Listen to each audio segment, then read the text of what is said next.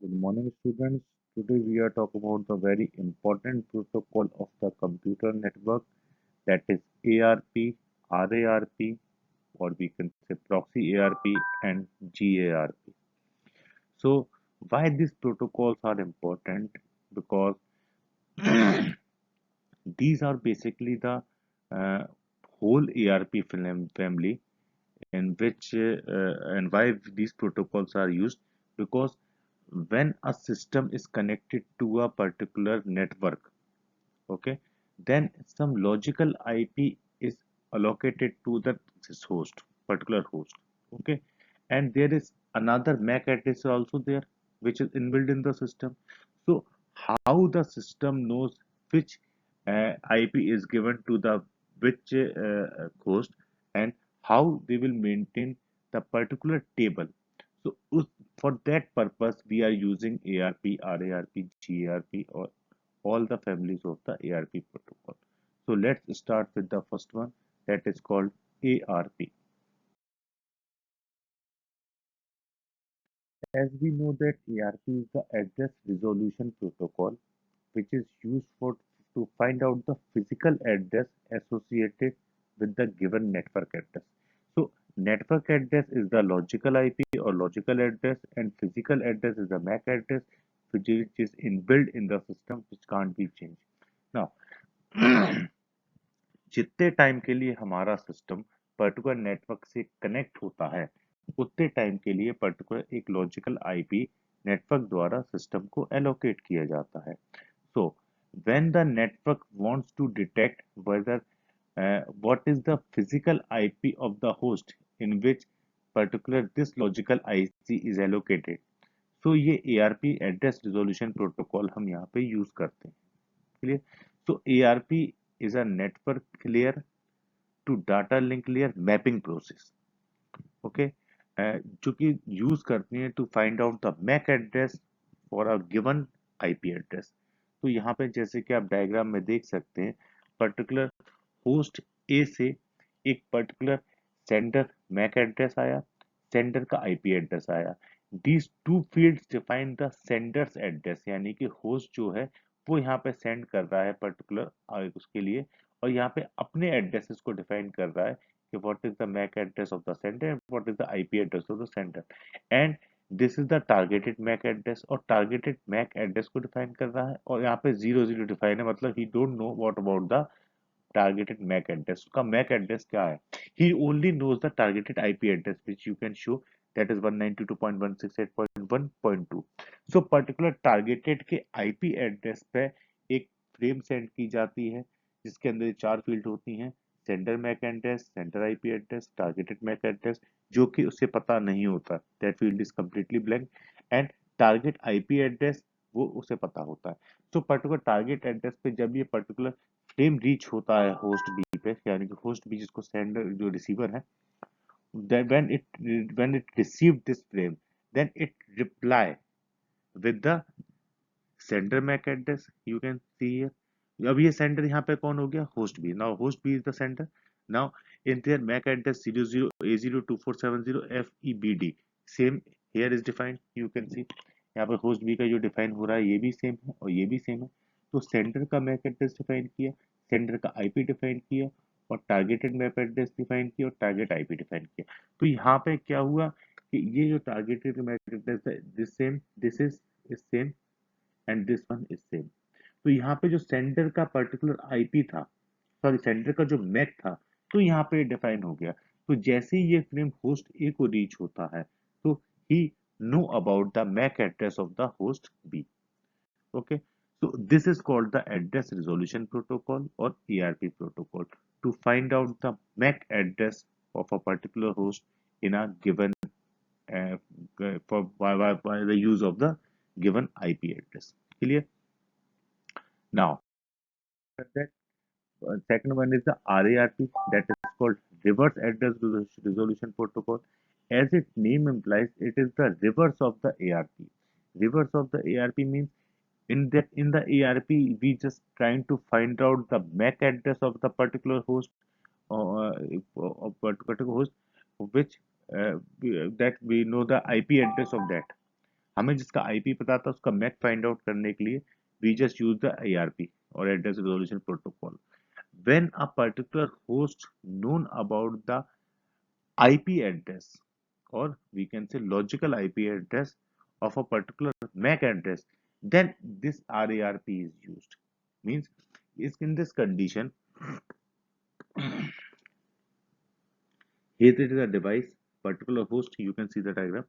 ये particular device host है, it broadcasts the MAC to needed its know its IP. He knows what is the MAC address क्योंकि MAC address host के पास save रहता है, it can't be changed, so he knows about its MAC address, but he don't know the IP or particular logical IP. So in that condition, a particular device broadcasts the MAC address to needs its known IP. तो यहाँ पे जो RARP server होता है, जो particular you can से जो particular internet service provider की बात करें, अगर एग्जांपल लेके चले अपन, तो इंटरनेट सर्विस प्रोवाइडर जो हमको लॉजिकल आईपी जनरेट करता है, it maintains a table for that, और हम उसके सर्विस प्रोवाइडर के सर्वर पे इस चीज की रिक्वेस्ट करते हैं. When the request received by the server, then it receives the MAC and tell the IP of the device.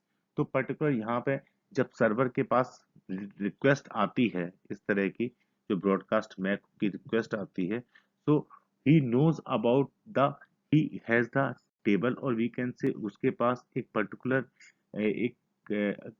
Table maintain होती है, that is called ERP table. उसमें एक चीज डिफाइन होती है सर्वर में कि how many host are there which are connected to this server, what is the logical IP of particular each and every device, and what are the MAC address of each and every device, or we can say physical address. So this table is maintained, that is called ARP table. तो उस ARP table से search करके particular RARP server यहाँ से एक message display से send करता है पर्टिकुलर डिवाइस को, and device receives this message which contains the IP of particular that device. So it's just a opposite part or reverse part of the particular ARP. ARP में we just give the message to find out the logical IP, sorry, we are not the MAC address of a particular host, and in this we just it sends by the particular host to find out its own logical IP. Clear? Now, तो particular RP ARP request तो particular server भी generate कर सकता है जो उसे particular Mac पता हो, लेकिन ये जो आरएआरपी रिक्वेस्ट होती है पर्टिकुलर डिवाइस के थ्रू होती है, क्योंकि पर्टिकुलर लॉजिकल आईपी डिवाइस को ही अलॉट किया जाता है, सर्वर को अलॉट नहीं होता. नाउ इसके बाद इनवर्स एड्रेस रिजोल्यूशन प्रोटोकॉल.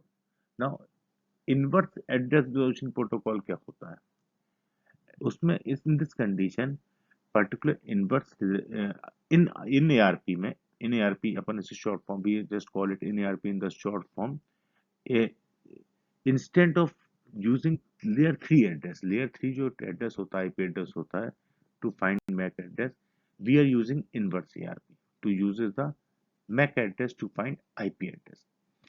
इन एआरपी इनवर्स है एआरपी का उल्टा. ARP has been replaced by BOOTP, boot up protocol होता है, बूट प्रोटोकॉल होता है जिसे हम यूज करते हैं. एक और बाद में डीएचसीपी हम यूज करने लगे, यानी कि dynamic host configuration protocol. Okay, so DHCP is just a particular, you can say that is a replace part of the ARP, inverse ARP, in ARP, in which DHCP is used. So dynamic host configuration protocol, in dynamic host configuration protocol, तो particular host को configure करने के लिए which protocols are required, what is the MAC address of that host, what is the particular logical IP or IP address of that host, this all defines in the DHCP. So it is not a communication protocol. तो DHCP हमारा particular network protocol होता है जो network के अंदर हम सारी चीजों को मेंटेन करते हैं.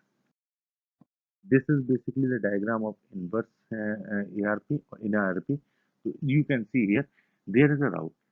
Okay, तो राउटर से sending ERP to both DLC है. यहाँ पे पर्टिकुलर दो होस्ट हैं, होस्ट कह लो या उनको राउटर कह लो जो भी है.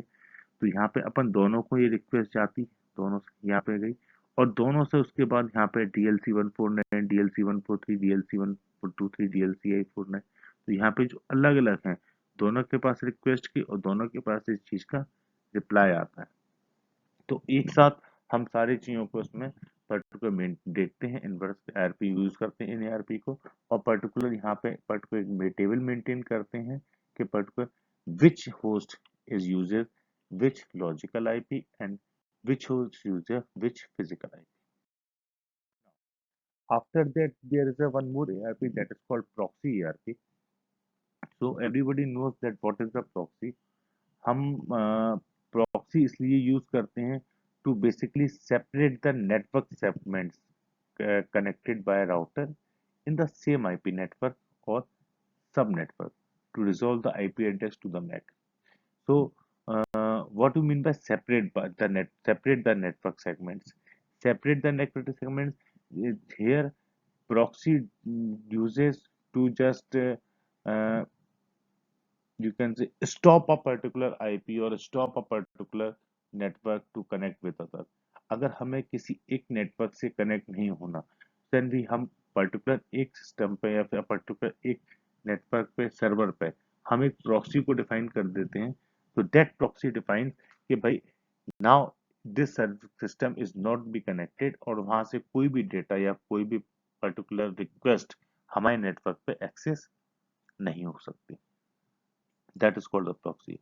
नाउ जैसे कि आप इसमें लिखा भी है, when the devices are not in the same data link layer network but are in the same IP network, they try to transmit data to the as if they were on the local network। Clear? तो यहाँ पे particular एक network की बात करते हैं। जैसे मैं बात करूं, यहाँ पे आप देख रहे हैं सबनेट ए और subnet B. There are two sub network हैं, ए और बी। यहाँ पे होस्ट हैं, होस्ट ए से लेके एन तक। यहाँ पे होस्ट सी डी एम तक पर्टिकुलर डिफाइन है यहाँ पे सारे। तो यहाँ पे जो आईपी यूज हो रहा है इसका मैक, यहाँ पे जो आईपी यूज हो रहा है इसका मैक। तो हर एक पर्टिकुलर सिस्टम के सारे आईपी और सारे मैक डिफाइन है। नाउ पर्टिकुलर अगर मैं इस राउटर से अगर मेरे दो particular network subnet network connected है, ओके, और पर्टिकुलर किसी एक नेटवर्क पे के लिए मैं प्रॉक्सी को यूज करता हूँ, तो that I can say that I don't want to use means if subnet B is not want to connect with the subnet A, then it uses the proxy with the IP। Means वहां पे proxy को define कर देगा particular network के अंदर that it don't want to connect with the subnet A. तो जब भी मेरे पास किसी सबनेट ए से कोई भी रिक्वेस्ट जनरेट होगी, then that request is declined. Means मैं यहाँ पे उसको मतलब एंटरटेन नहीं करूंगा। एक बहुत छोटा सा एग्जांपल प्रॉक्सी ईआरपी का आपको डिफाइन करूं। जैसे कि एक प्रॉक्सी वी नो डेट कि जब हम बात करें माई लाइक अगर इस किसी नेटवर्क के अंदर जो नेटवर्क के हम इंटरनेट को यूज करते हैं, तो हम एक प्रॉक्सी लगा देते हैं, उसके थ्रू ही पूरा नेटवर्क काम करता है। जैसे कि मैं बात करूं, if I am talking about if I have a network and I just block the facebook.com, if I want to block the facebook.com in my network, तो वहां पर facebook.com के लिए प्रॉक्सी डिफाइन कर दूंगा पर्टिकुलर अपने नेटवर्क पे, और पर्टिकुलर हर एक उसके लिए कि किस किस आईपी पे facebook.com मेरा ब्लॉक रहेगा। तो facebook.com प्रॉक्सी लग गई। जब प्रॉक्सी लग जाएगी तो जब भी facebook.com के लिए कोई रिक्वेस्ट जाएगी, facebook.com की आईपी होगी पर्टिकुलर, इसको मैं ब्लॉक कर दूंगा, तो वहां पे जब भी रिक्वेस्ट जाएगी तो वहां पे डिक्लाइन आ जाएगा, मतलब वो वेबसाइट ओपन नहीं होगी। तो यहीं पे भी ये प्रॉक्सी होती है। तो यहाँ पे भी इस तरह से हम इसी कंडीशन से इसी तरह से हम यहाँ पे एआरपी प्रॉक्सी एआरपी को यूज करते हैं कि जब हमको यहाँ पे इसकी रिक्वायरमेंट नहीं होती। ठीक है? तो जब नेटवर्क सेगमेंट्स को हमें सेपरेट करना पड़ता है which uses the same router और सेम आईपी, तो हम इसको प्रॉक्सी ईआरपी का यूज करते हैं। We are talking about here, then you can see that this is the network A B C and D. यहाँ पे 4 नेटवर्क डिफाइन हो रहे हैं।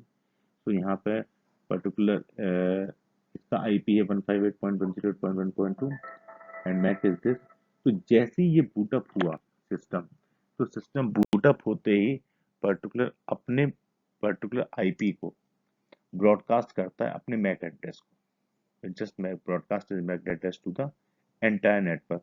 तो यहाँ पे जितने भी सिस्टम होते हैं they all know about the MAC of the particular host. तो इसमें ये चीज होती है कि पर्टिकुलर जब ये ब्रॉडकास्ट हो जाता है तो everybody knows about the particular MAC address of that host, तो वहां पे उसकी रिक्वायरमेंट नहीं आती ना।